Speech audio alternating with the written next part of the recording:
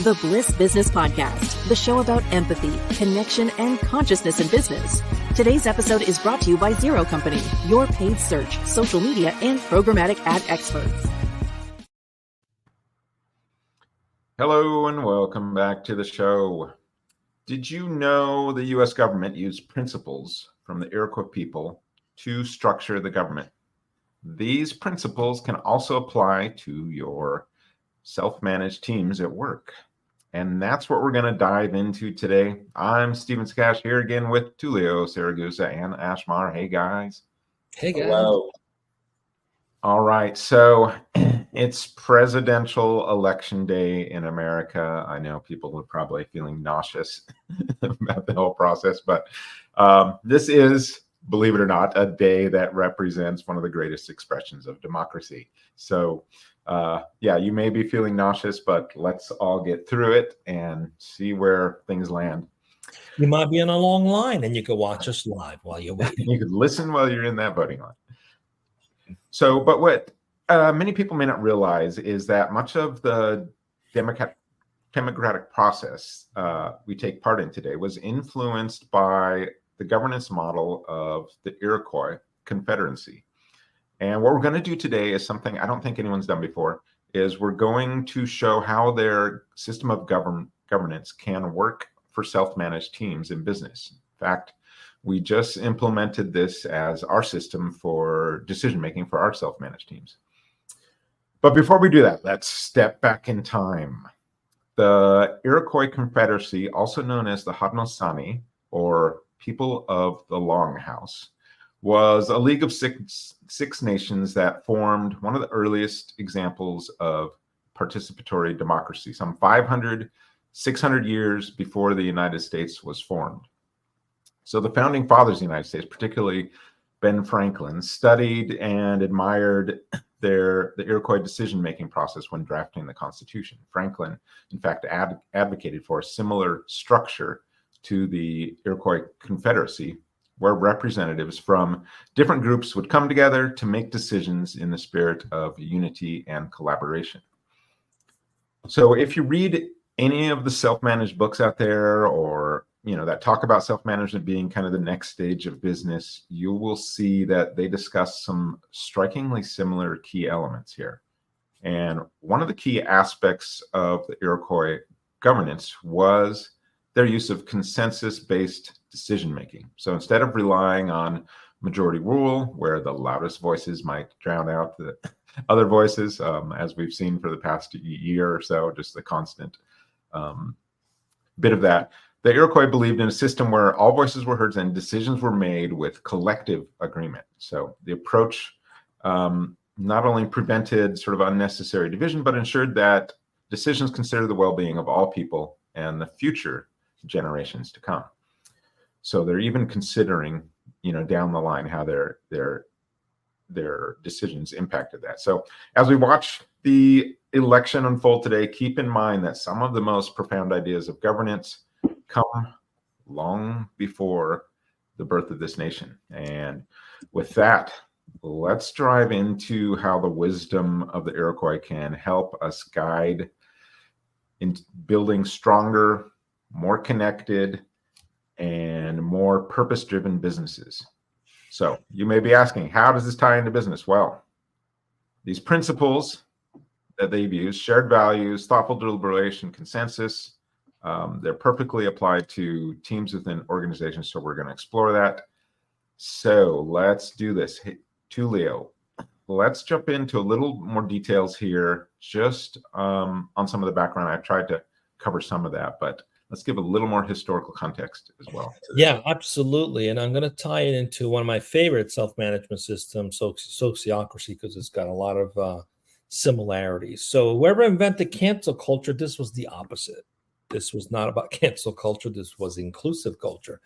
And in fact, what made the Iroquois Confederacy governance so remarkable is that it was built, number one, on the concept of peace, cooperation, and collective decision-making. So it was like enshrined in the way that they called the Great Law of Peace. So you can imagine this wasn't about arguing to prove a point as it was more about being in relationship to come together to gain consensus. So a lot of relationship building in this. So, and they had a few set of rules. It was very comprehensive work framework, which was designed in living harmoniously with balance of power and ensuring that all the voices were heard. So similar to the Great Law of Peace, a lot of the core principles, for example, in the U.S. Constitution, have striking similarities. The Iroquois system was essentially like this federal system in nature, much like the United States government. Each of the 6 nations maintained autonomy over its internal affairs, but came together for larger decisions that impacted the larger community. So similar to how we have a federal system and state system, and then also different branches to avoid any one particular department or system to over control another. There was a lot of that in place. So in our modern system, for example, decisions often come down to who gets the most votes. But in the Iroquois, they actually believed in something far more collaborative. So in fact, their goal wasn't to get to 51% of the group to agree, leaving the other 49% discontent.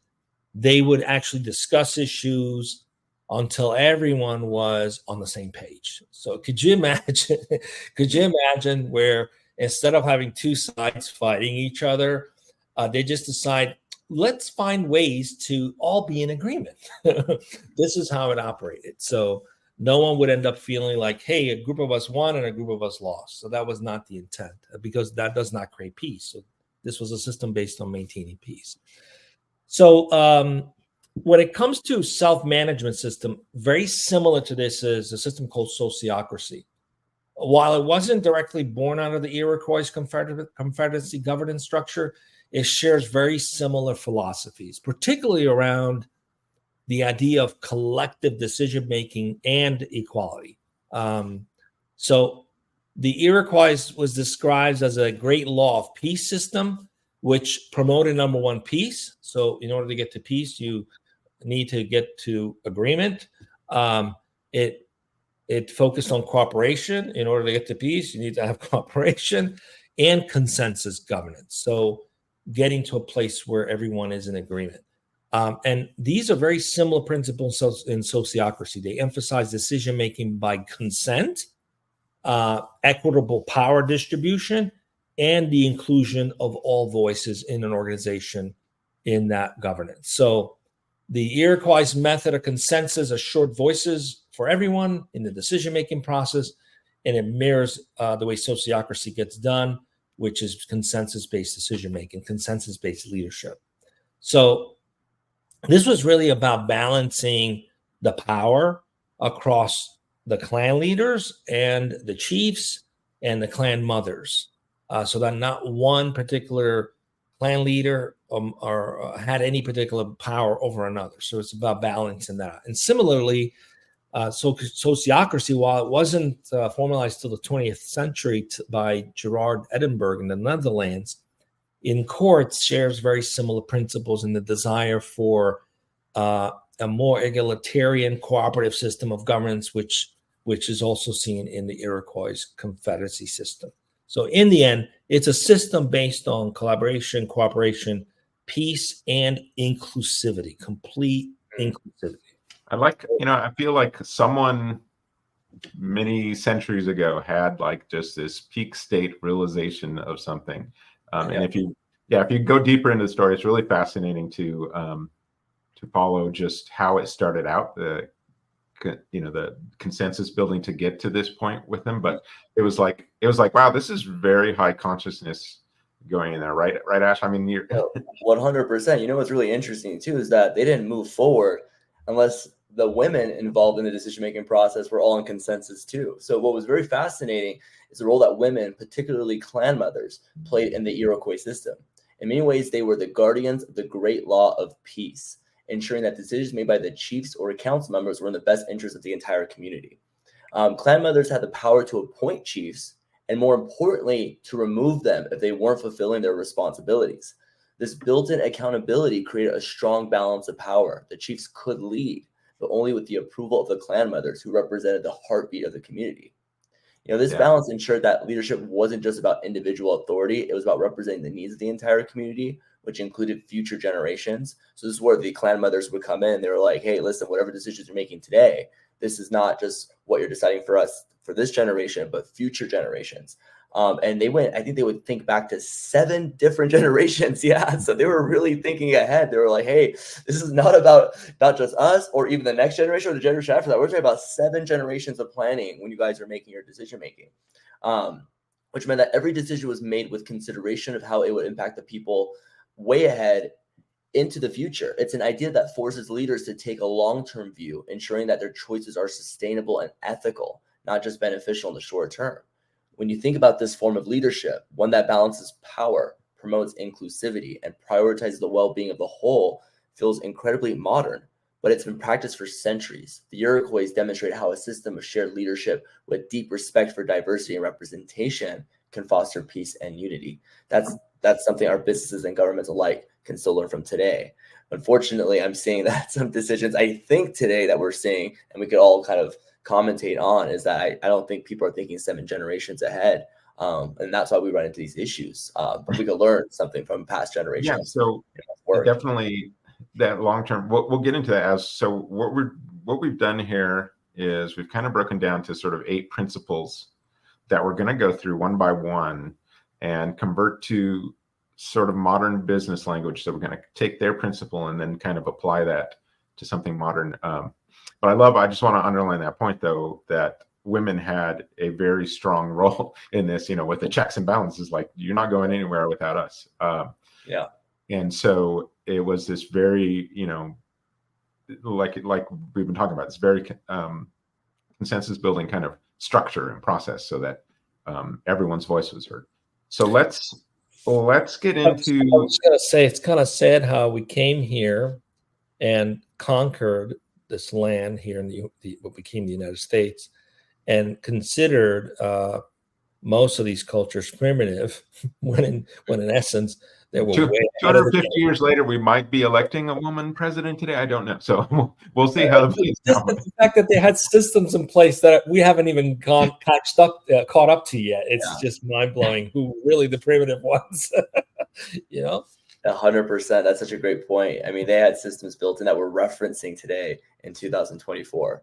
And we looked at it from, exactly. I appreciate you brought that point up. So let's go to this principle number 1. So setting shared values and goals. This is the great law of peace. So the principle, the Hautenosaunee's decisions were guided by this great law of peace, a shared set of values and principles. So if we're applying that to self-managed teams, that's where you start by defining your shared values, your guiding principles that shape your decision-making process. So remember that self-managed teams, it's like the higher purpose of your company is kind of the boss in a lot of that. So your goals, your values. So that allows them some guidelines to be a little more self-managed because they kind of understand the guide rails there. So this helps kind of create that alignment, ensures that the decisions reflect the team's core purpose, the company's mission. So teams should regularly kind of revisit and make sure that, I think, the voice is always heard of your shared values, your higher purpose in there. That's part of the great law of peace. So, I mean, we've talked about this in self-managed principle. It's just they're nailing it right here with this law and this purpose of, hey, we want connection, we want peace, and we want to make sure that this is what's guiding us from an early stage. And so, like I said, you read any of these books on self-management, this is like the thing that they're talking about. Yeah, I mean, the first law of self-management is no force, which is basically a peaceful approach to everything. You can't coerce or force anyone into anything. And then the second is absolute accountability. So, that's the balance. So these guys have figured it out long ago, how to make that work. Yeah. So Tullio, what's the second principle?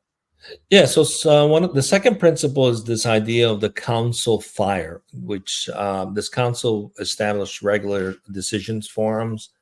So the principle was that the Haudenosaunee, which is another name for the council, this system, the Iroquois, is that they used the council fire, which were basically representative from different clans gathered to discuss and make decisions. Kind of similar to Congress, right? And from a self-management application, this is how you can establish regular decision forums, meetings that are dedicated to discussing significant decisions. And these forums should include, for example, representatives from every sub-team or area. So we are setting up as pods at Zero companies, but when it comes to representing the needs of the pod, rather than have the entire pod show up, it's one person who's sort of representing the pod, that the pod has decided to represent them. Again, very similar to the way congressmen represent districts and senators represent states, right? So, and then these decisions were brought to a forum for discussion, for getting to a place of synchronization. And the analogy of the council fire also aligns with principles in sociocracy, because sociocracies use this forum, often referred to as circles, where members from relevant parts of an organization gather to make decisions literally in a circle, much like the Haudenosaunee council fire. So a lot of similar things. So sociocracy has what's called circles of decisions forum, which is a semi-autonomous group responsible for making specific domain decisions. Each circle contains members of every team or department, if it's an organization or company. And very similar to the Haudenosaunee council fire, they get together, and each representative of the different clans ensures that their perspective are represented and spoken of. Then in sociocracy, you have representation and consent. That's another principle and process. And again, like the Haudenosaunee, where representatives from different clans participating in decisions, same system within sociocracy. It ensures that representation is throughout the entire thinking, this double linking mindset. So every representative from one circle can join a larger circle to continue to make decisions jointly and get to consensus. And then, of course, the regularity of meetings.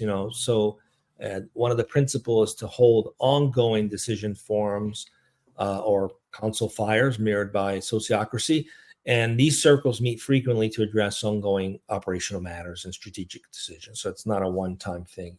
It could be equivalent to like the weekly stand-up meeting if you're running an agile organization.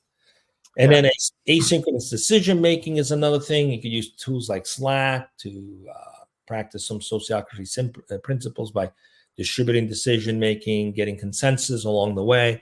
And then, of course, time management and efficiency. It's really about how you come to those decisions in a way that's respectful of everyone. So in summary, the sociocracy perspective, I'm a big fan of sociocracy. It's really similar to the system here, because it's designed to have these decisions form, these circles that meet regularly and continuously communicate to ensure that everyone's needs are represented and taken care of in a way that's transparent, that's inclusive, and very adaptable to the ongoing needs of the organization. Yeah, and I say there's probably a lot of ways to approach this modernly. I mean, you mentioned Slack, and that gives you kind of this advantage of doing like an asynchronous council fire in a way. So it's like if you've got people all over the globe, you could have a channel where it's like, hey, we've got a decision we're making here that involves, everyone, and you could kind of do it that way asynchronously. Or like you mentioned, have it's like a quarterly meetings or, some periodically set up meeting where representatives from your different self-managed teams come together to make decisions on things that affect them all. So that's, it's not every little micromanaged decision. It's just decisions that are affecting everyone where we want to make sure. The one thing I really love about both systems, there was no rush to get to a decision. Yeah. the system wasn't designed to get to a quick decision and move forward, which is often what happens, right? You'll get rewarded for being able to make fast decisions. The system's designed to be inclusive in those decisions. So you could get to a decision, but then you ask, is there anybody else that has something else to add? Is there something else that we haven't thought of? So you're constantly probing to make sure that it's an inclusive decision. It's not assumed that it's inclusive. It is ensure that it's inclusive. I think it can be fast in a way, just because you can avoid bottlenecks sometimes with that, where it's usually like, upper management just waiting for something to be addressed, and you're waiting and waiting and waiting. So that might speed things up. I've seen some people say, well, you could put like a time limit or something. Hey, we need this decision by next week or something like that. So everyone get your opinions in. I will tell you this, having lived it, you start to develop group consciousness with this, and as you work together, the decision process does get faster because you're able to understand each other and see where things are going a lot faster. So the initial process to get to that place where you have such strong, intimate relationships with each other and trust that you can then accelerate some of those decisions because you're not leaving anybody out. No one feels left out. It's an inclusive process. It's really magical how it works once you commit to it. Yeah, there is one company that did, and I'm sure until you've heard of them, Bridgewater and Ray Dalio, where he promoted idiocracies and radical transparencies within their meetings, where they would not leave until they got to what they called the truth, meaning if it was a consistent deliberation until they got there. I think, one thing that we found that our country follows a system that may be a little bit polarizing, that could be challenging in business, is the fact that we have a 51% situation where, let's just say, whoever ends up winning, there's an entire population of 49% that feels left out, that they may have been wrong in some way, shape, or form, which is a complete polarization and division. Whereas the consensus building process that Iroquois brought in was that we do not go based on vote. We keep deliberating until we get to that point. So the Haudenosaunee emphasized consensus over majority. Decisions require deliberation until a common agreement was reached. Instead of using majority rule voting, self-managed teams should work towards consensus. This means engaging in open dialogue, considering different viewpoints, and iterating on proposals until all team members feel their concerns have been addressed, even if some compromises are necessary. A thumbs up, thumbs sideways, thumbs down approach can be used to gauge the level of agreement and identify areas needing further discussion. I think one point that Steve brought up is that, yes, we might run into gridlocks where we can't come up with a decision. Well, having a simple thumbs up, thumbs sideways, thumbs down, we could point system it and say, okay, at this point, if we all reach enough thumbs sideways is enough thumbs up, enough thumbs down, we may have to move forward just because of the deadline and timeliness. But at least that's a better approach than saying, you know what, forget half of you who believe this view are giving, bring up your personal opinions on a situation, or not personal, but more so you bring up your ideas on a matter, and we're going to discredit it completely, and just because we have to move for speed. No, there's another point of view that needs to be understood, and there's possibly a compromise that hasn't been found yet. That's probably a better solution, and if you just give that enough deliberation, you can get there. Yeah, I think that's what you're working toward, is that compromise, is trying to figure out, okay, I hear you, and how can we get this resolved? And maybe it's not the exact way you wanted it to begin with, but if it's close enough, everyone feels some sort of involvement in the process, then you're going to get buy-in on this, versus if you're just trampling over half the people there, and then you may not get buy-in from half the people whenever you make this. You made an interesting observation, Ash, about 51%, 49%, or whatever that turns out to be. It's not really a win. No, because half of the other people feel not included, and then what happens? No matter how well intentioned either party is, because you only have one half in agreement, the other half is going to fight you. So you spend all these years fighting against the other side. So it's not a win for anybody. Nobody wins in that model because it's not based on consensus. It's not based on inclusivity.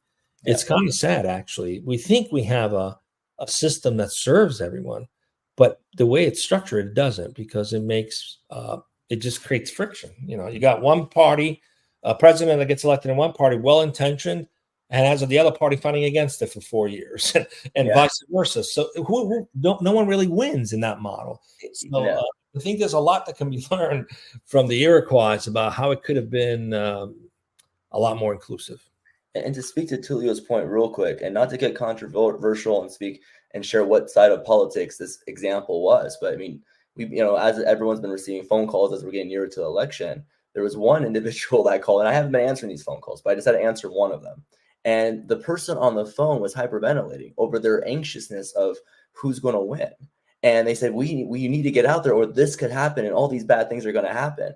You have to imagine whatever decision is made, that whatever side of the fence that person is on genuinely feels that fear. And that's something that gets created from a divisive approach to managing people. To think that now we live in a nation where we must collaborate with each other, but there are people who genuinely believe that something bad is about to happen. Well, that needs to be answered to, right? Well, you could at least manage that in business. We can't control the country, but within your own business, you can manage that type of divisiveness and bring everyone to an alignment. If someone team members are having that level of concern, it definitely shouldn't be something that should be passed off and just left to a vote, right? Yeah, I think they should be continuously discussed until we get to a point where we live with everyone's concerns. I think you're going to see, so whoever wins the election today, you're going to see a resistance from the other side in some way. So imagine that in your companies, where if you're just doing like a majority vote or something, and it won't get this divisive, but it could. Yeah, maybe right. It is.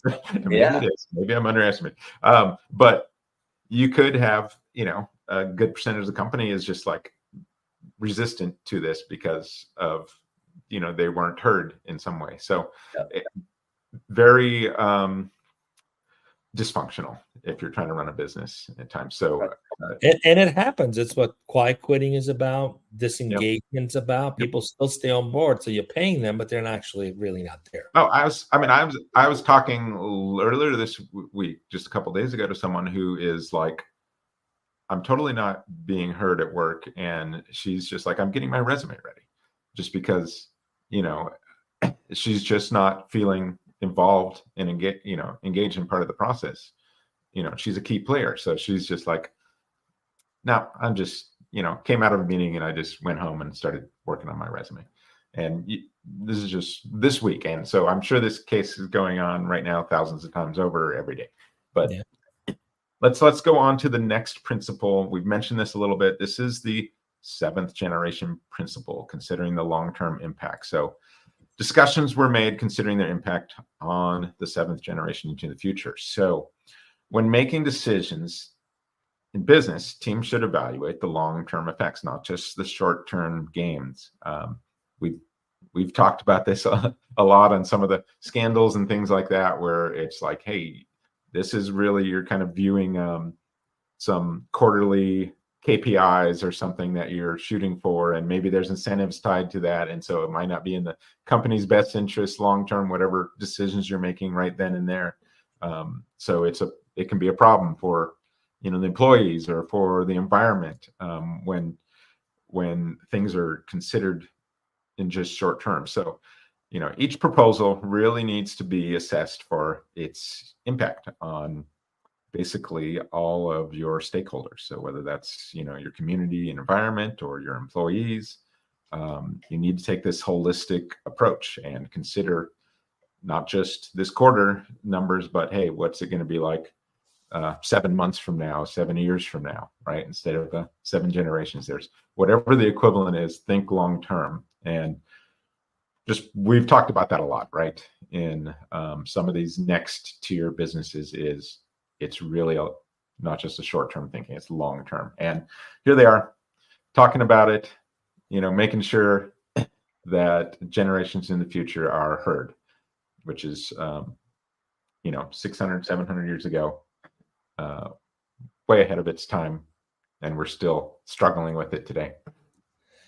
I mean, can you imagine planning your business for the next 500 years? Just think about the decision businesses could make. We're going to be around in 500 years, right? And I thought about this a lot. Like, for example, if you're GM, right, and you're in the business of making cars, you might be out of business sometime in the future. But if you're in the business of connecting people, then your business could be adaptable and evolve. Connecting people could be through a motor vehicle, an electric vehicle, or a semi-flying vehicle, or teleportation, or Zoom call, whatever. There's so many different ways to connect people. It stays with the times for many, many generations. So if companies actually started thinking way, way ahead, they would position themselves a little bit differently instead of being very transactional, tactically oriented. And there's some who do. Some who do plan for the next 100 years, and those are very successful brands. I mean, and what they do is, it's really, this is our purpose, and they have a very clear purpose of what it is. And so this is what's going to guide us as we're going forward in the future. And we don't know what technology may change and how things may change, but how is it going to impact our purpose? We're going to use it to whatever that purpose is, as long as it's, this higher sort of purpose that we keep talking about. But that's like self-managed teams and these organizations that you're kind of talking about next level decision-making and structure. It's really, they are thinking about legacy sometimes in the future. And hey, 50 years from now, will we still be here? What will our principles be? Or are we going to not be flexible and, not adjust with the times and eventually disappear? But it's definitely something we've talked about a lot. Tulio, let's move on to the next principle. This is our 5th principle of our 8. What do we got here? We've talked about it a little bit. I love this, and I love this a lot. And we can look just in the past 100 years how much work and energy had to be put in by women to just have a right to be heard, to have be executives in business, to be treated equally. This would not have been an issue, because in this system, they had the concept of role of clan mothers, and they were very empowered, guiding voices. So the Haudenosaunee clan mother had significant influence over decision-making, and their job is to really ensure that whatever decisions were made were being upheld within the cultural values of the community's well-being. So they were very much the heart of the community. So in an application within like self-management, it could be where you have designated team members who act as guiding voices or decision guardians.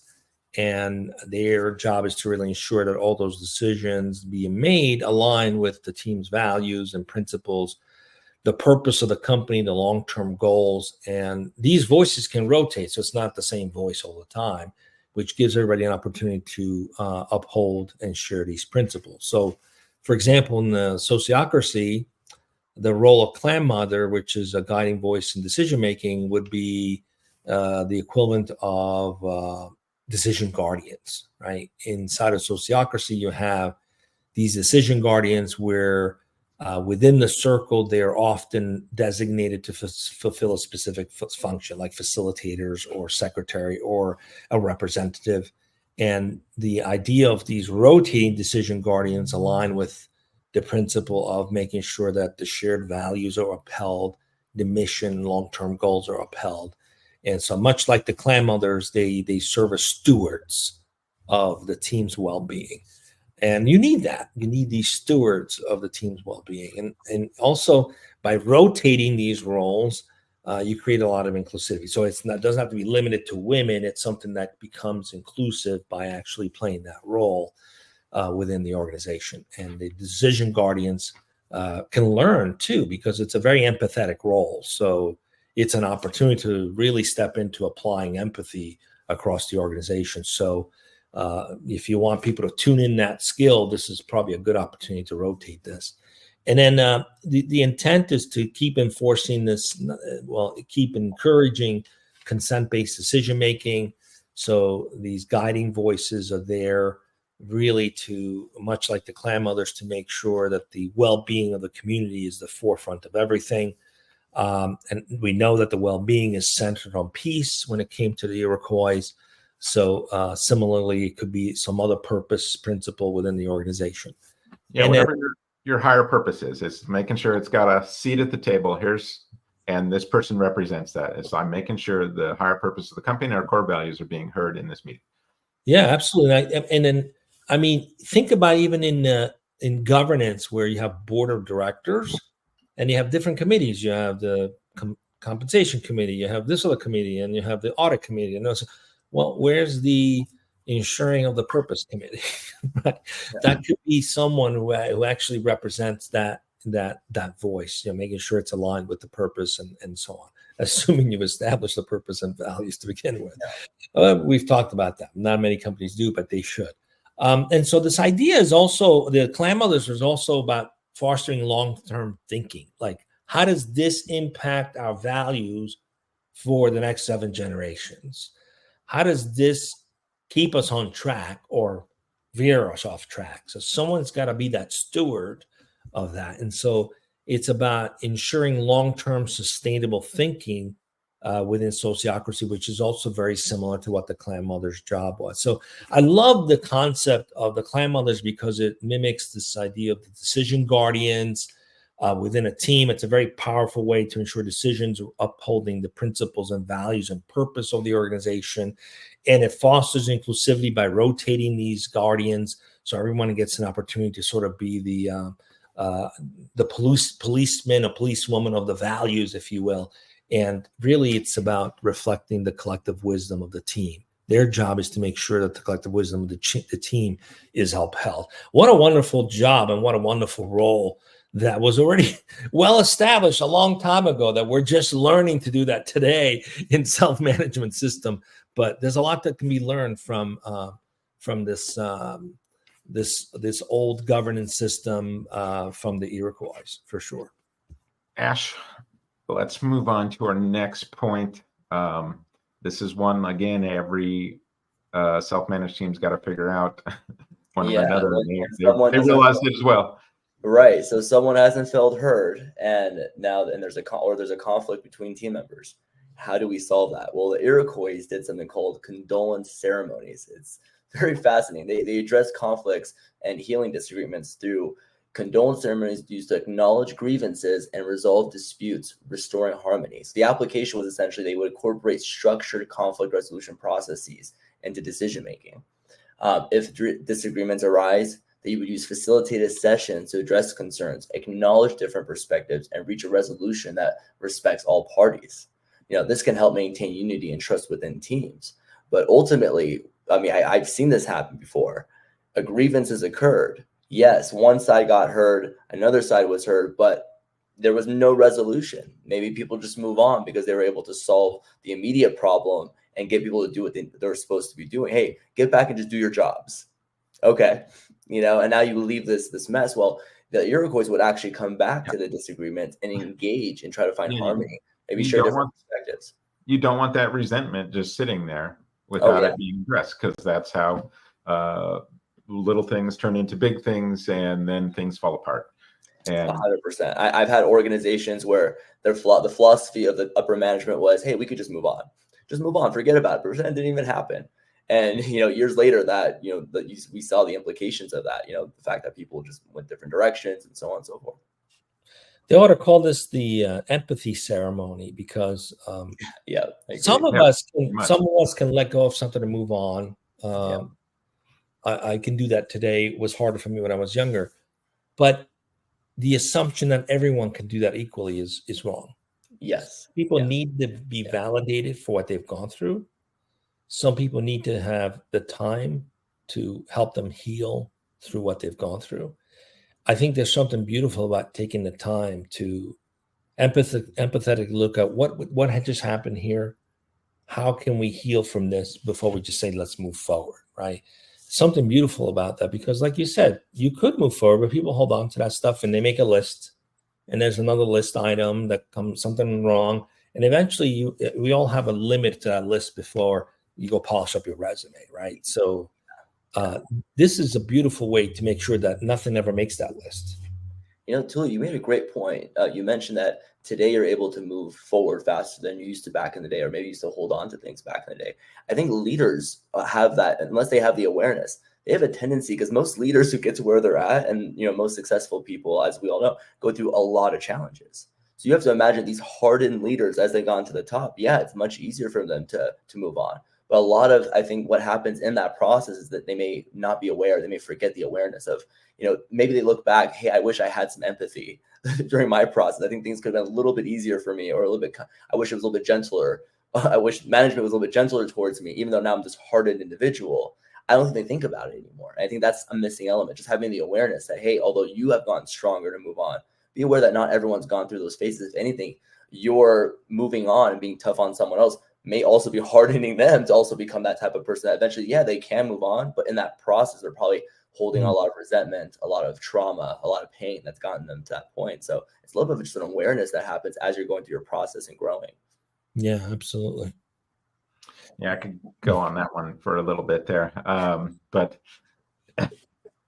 let's move on. We're running a little bit on that's a topic all to itself. So I know. I'm just sitting there. I'll dive in on this. I appreciate you brought that last point.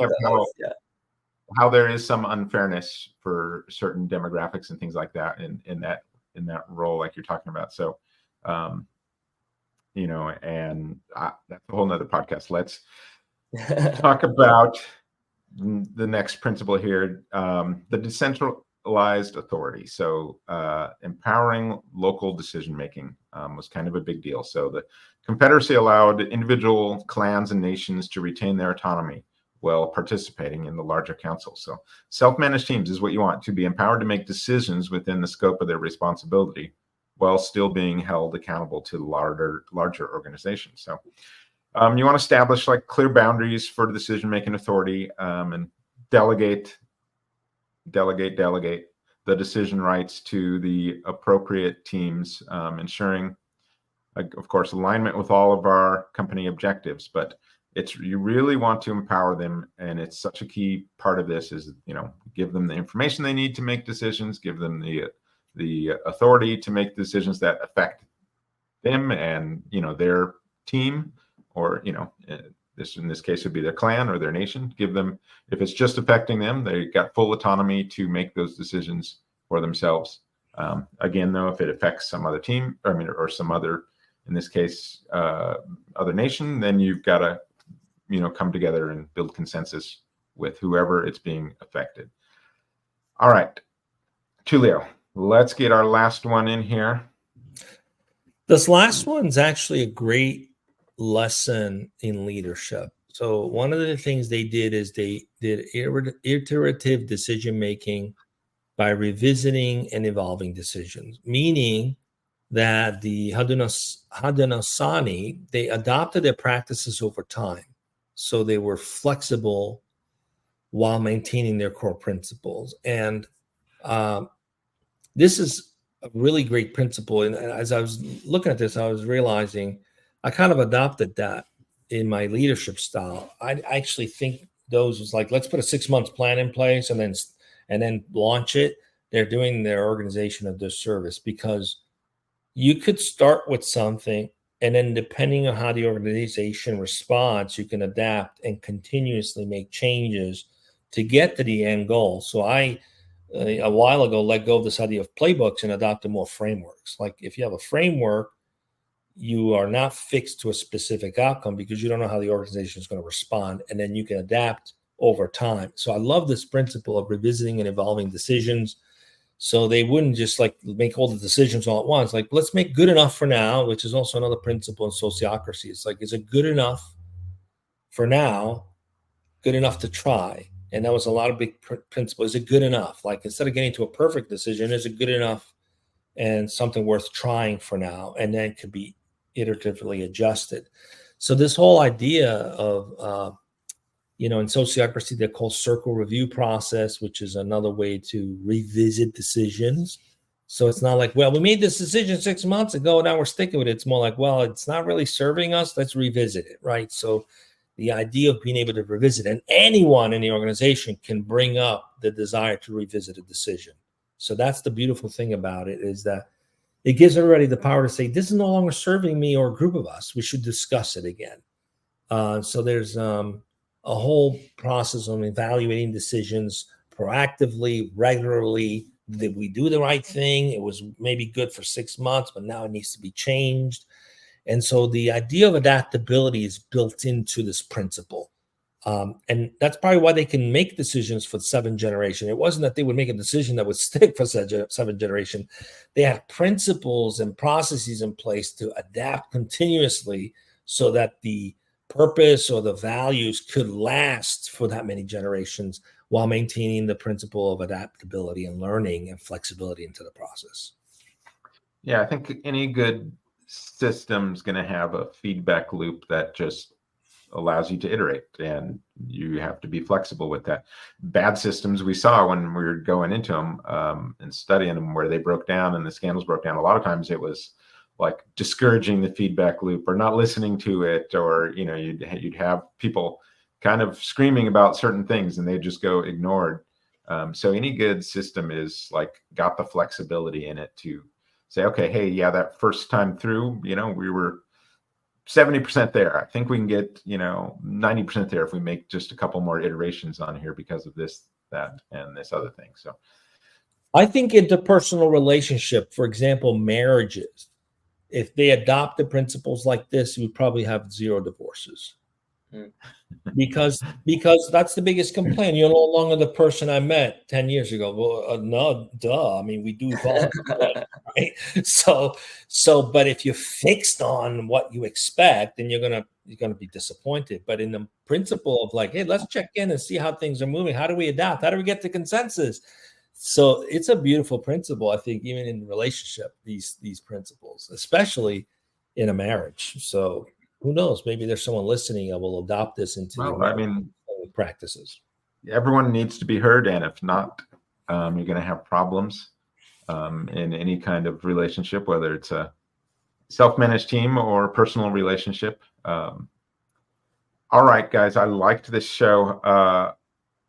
We'll see where the dust settles from this presidential election and where we land today, but I enjoyed going back through some of the roots of the nation and how these principles can kind of apply to organizations. So really interesting perspective on things that if only we've paid attention to, at least now we're having these conversations more and more, and we're seeing a book here or a book there talking about some of these things. But that's it for today's show. Thanks for tuning in. And we will see you on the next Bliss Business Podcast.